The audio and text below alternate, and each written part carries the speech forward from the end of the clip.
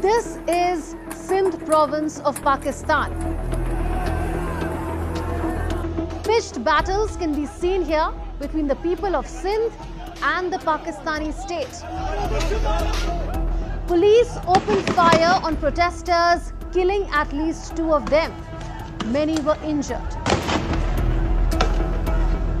Now see this. Plumes of smoke billowing out after protesters set the house of Sindh's Home Minister Ziaul Hasan Lanjar on fire. Look at how his house was vandalized by angry protesters earlier.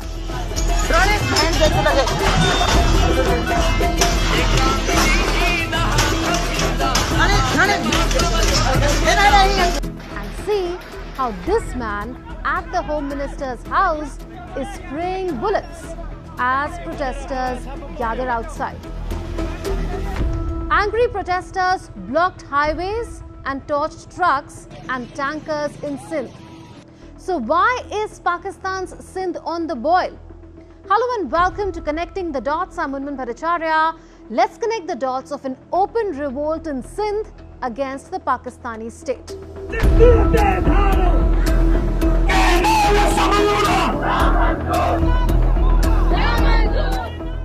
The main trigger for the current wave of protests is this: a government-backed plan to construct new canals on the Indus River.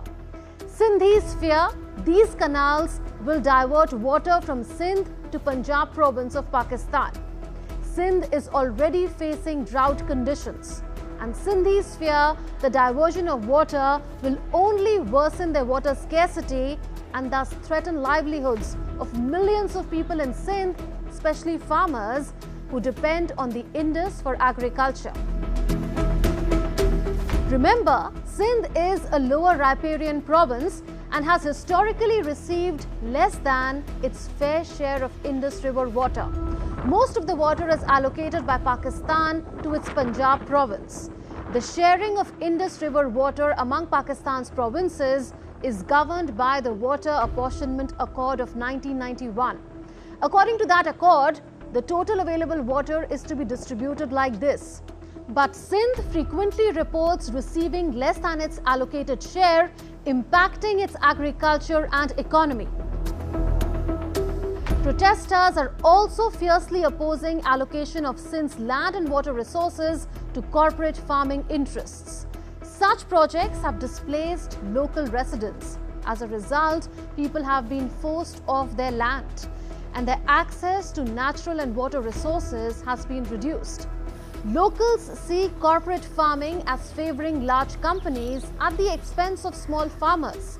Protesters argue that the land should instead be allocated to local and landless farmers to support local communities and prevent their further marginalization. Now, guess who is the real beneficiary of corporate farming projects in Sindh? The answer is the Pakistan Army. The Sindh government has signed agreements to hand over more than 52,000 acres of land in 6 districts to Green Corporate Initiative Private Limited for corporate farming under the government's Green Initiative. This company is owned and operated by the Pakistan Army. 99% of its shares are held through a nominee, Major General Shahid Nazir. The projects are structured to give the army-backed company long-term access to vast tracts of land with the stated aim of agricultural modernization. Local communities and nationalist parties in Sindh see this as land grab by the Pakistan military, besides denial of their rights as locals. Now see this. Calls for freedom from Pakistan are growing in Sindh. Civilians in Sindh stopped a convoy of the Pakistan Army. They confronted Pakistani soldiers on camera. Their anger is unmistakable. They call Pakistan their enemy. नहीं जंग नहीं और क्या हम तुम हमारे दुश्मन हो चलाओ गोली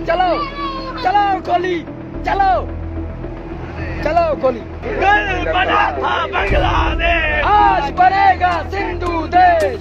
Here's why Sindh wants to leave Pakistan and become an independent country. Atrocities in Sindh started with the partition of India and the creation of Pakistan in 1947. In the partition, Pakistan got Sindh. During and after the partition, the Hindu community in Sindh faced violence, threats, and pressure to convert to Islam. Hindu women in Sindh faced widespread violence. They were subjected to rape, abduction, and other forms of sexual violence. Around 776,000 Sindhi Hindus migrated to India to escape the atrocities. They were forced to leave their ancestral land, homes, and wealth behind. Those Hindus who remained in Sindh became a small and marginalized minority that continues to face discrimination, violence, and abductions. That's one harsh reality that the Hindu minority community continues to face. Now, what I'm going to say now is what Sindhi nationalists say is the root cause of Sindh's troubles. The structuring of Pakistan to benefit non-Sindhi groups, especially Punjabis. Punjab has the largest share of seats in Pakistan's National Assembly, which is the lower house of Pakistan's parliament. This allows Punjabis to decisively influence federal politics and government formation. Most prime ministers, top bureaucrats and military leaders have historically hailed from Punjab. That has reinforced Punjab's grip on national power. The majority of army chiefs in recent decades have been of Punjabi origin. The military leadership of Pakistan is closely tied to Punjab's political elite. There is Punjabi dominance in the military, bureaucracy, and everywhere else. Educational attainment and access to top universities are higher in Punjab compared to other provinces of Pakistan. Hence, most jobs go to the Punjabis in Pakistan. Then there are language and identity issues as well.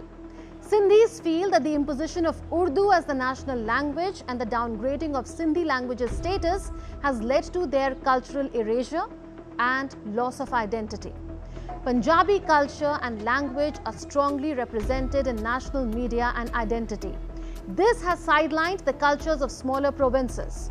So economic, political and social inequalities persist in Pakistan, and non-Punjabi regions feel excluded from the benefits of development and governance.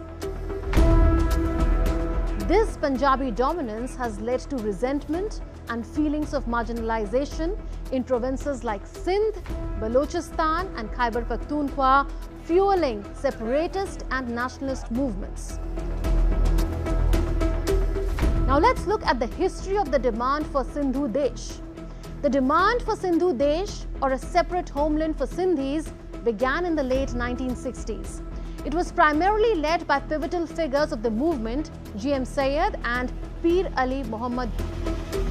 G.M. Syed formally proposed the idea of an independent Sindhudesh in 1972 and founded the Jai Sindh Mahaz to promote Sindhi nationalism and autonomy.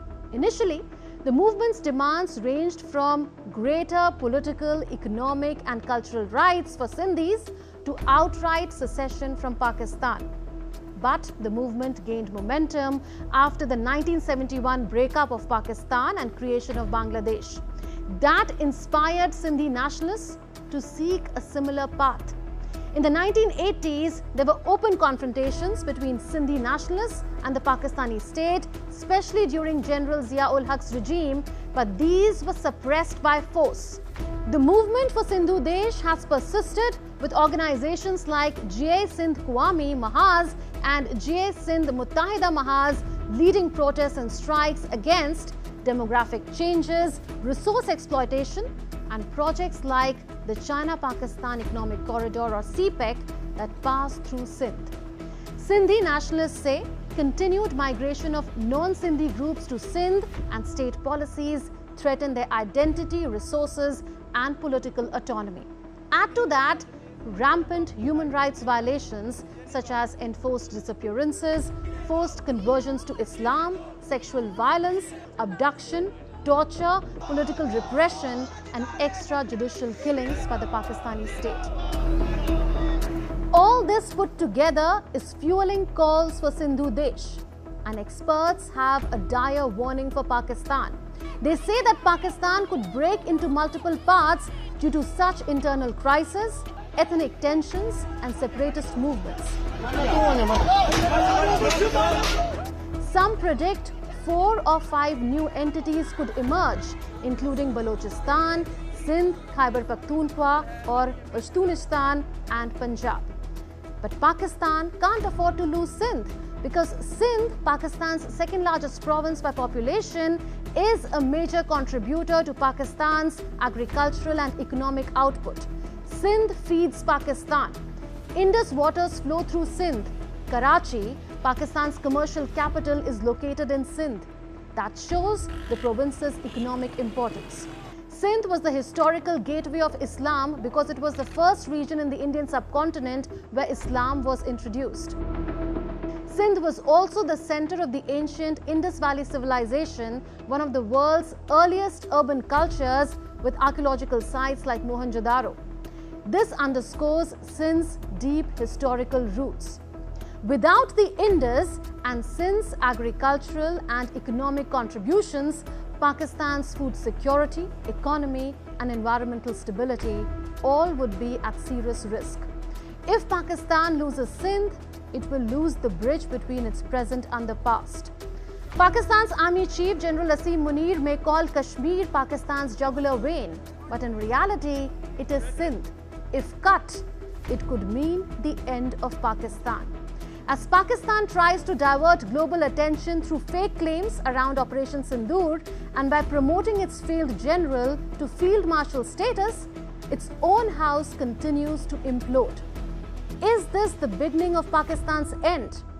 The days ahead could be crucial for the very existence of Pakistan.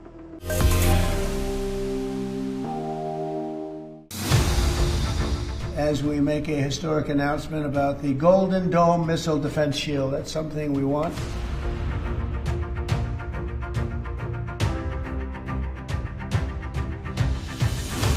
US President Donald Trump has announced new details of his ambitious missile defense plan known as the Golden Dome. The multi-billion-dollar program aims to protect the United States from foreign missile attacks. Trump ordered the project in January after beginning his second term in office.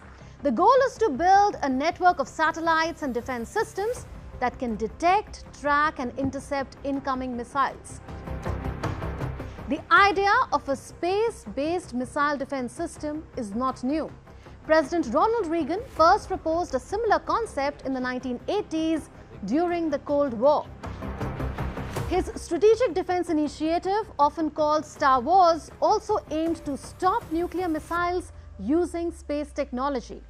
Trump's Golden Dome builds on that vision with 21st century tools. Let's listen into what Trump said. Ronald Reagan wanted it many years ago, but they didn't have the technology. But it's something we're going to have. We're going to have it at the highest level.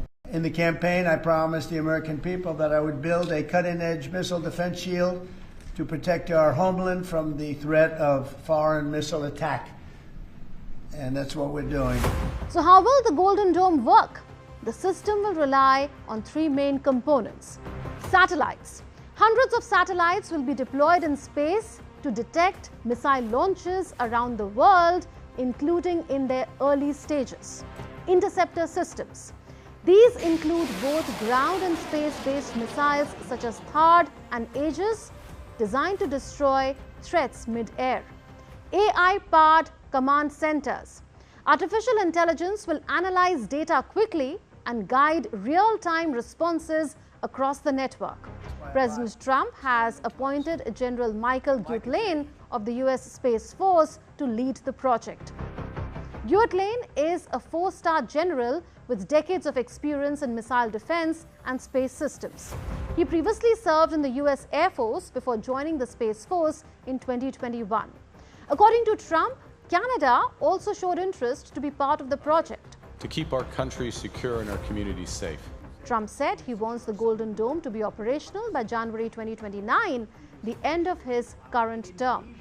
Canada has called us and they want to be a part of it. So we'll be talking to them. They want to have protection also. So as usual, we help Canada do the best we can. This design for the Golden Dome will integrate with our existing defense capabilities and should be fully operational before the end of my term. So we'll have it done in about 3 years. So Trump says the project will be completed in 3 years. Now, what would be the cost of developing such a futuristic system? There is a wide gap in cost estimates. Trump has announced an initial budget of $25 billion with a projected total cost of around $175 billion. However, a recent report by the Congressional Budget Office warns the program could cost as much as $831 billion over the next 2 decades. Major defense and tech companies are already competing to be part of the project. SpaceX, led by Elon Musk, is considered a leading contender. Other companies like Palantir and Anduril are also in the running. Now, some lawmakers have raised concerns about the contract process, especially regarding the close ties between the Trump administration and companies like SpaceX, given the fact that SpaceX's owner, Elon Musk, is now part of the Trump administration's decision-making process. Trump's ambitious plan draws inspiration from Israel's Iron Dome. Once fully constructed, the Golden Dome will be capable of intercepting missiles even if they are launched from other sides of the world and even if they are launched from space. And we will have the best system ever built. As you know, we helped Israel with theirs, and it was very successful, and now we have technology that's even far advanced from that. So what is Israel's Iron Dome? Israel's Iron Dome is an advanced mobile air defense system designed to protect against short-range threats like rockets, artillery shells, and even drones. And here's how it works. Sophisticated radar systems detect incoming rockets. Then, a control system determines whether the rocket is headed for a populated area or a critical infrastructure. If it's going to land in an open, empty space, the system will let it pass, saving its expensive interceptor missiles. Otherwise, it launches an interceptor missile to destroy the incoming threat in mid-air. Each of these interceptor missiles, known as Tamir missiles, costs approximately $40,000 to $50,000. Since becoming operational in 2011, the Iron Dome has intercepted thousands of rockets, with Israel reporting a success rate of over 90% for threats aimed at populated areas. But Trump's Golden Dome differs in scale and purpose. While the Iron Dome protects a small area from short-range attacks, Trump's plan is to defend the entire US, a country roughly 450 times larger, from long-range and hypersonic missiles. The US has long discussed building a missile defense shield, but past efforts have stalled due to high costs and technical challenges. Recently, the Defense Intelligence Agency warned that countries like China, Russia, Iran, and North Korea now have missiles that are capable of reaching the US mainland. These include ballistic missiles, cruise missiles, and hypersonic weapons. Following Trump's announcement, China criticized the Golden Dome plan and urged the United States to cancel it. They warned it could destabilize global security and lead to a new arms race in space. The plan openly calls for a significant expansion of outer space combat capabilities, including the development and deployment of orbital interception system. This has a strong offensive nature and violates the principle of peaceful use advocated by Outer Space Treaty. It will exacerbate the militarization of outer space and the risk of an arms race, undermining international security and the arms control framework. China is seriously concerned about this. We urge the United States to abandon its plan to develop and deploy a global missile defense system at an early date. If completed, the Golden Dome would be the first US weapon system deployed in space. Supporters argue it could transform America's ability to defend against modern threats. Critics question its cost, timeline, and impact on international relations. One thing is for sure: if realized, the Golden Dome would reshape the global defense dynamics. That's all in this edition of Connecting the Dots. We'll see you next week with more raging issues. Until then, it's a goodbye from all of us in the Delhi newsroom. This is Munmin Bhattacharya signing off. Take care and stay safe.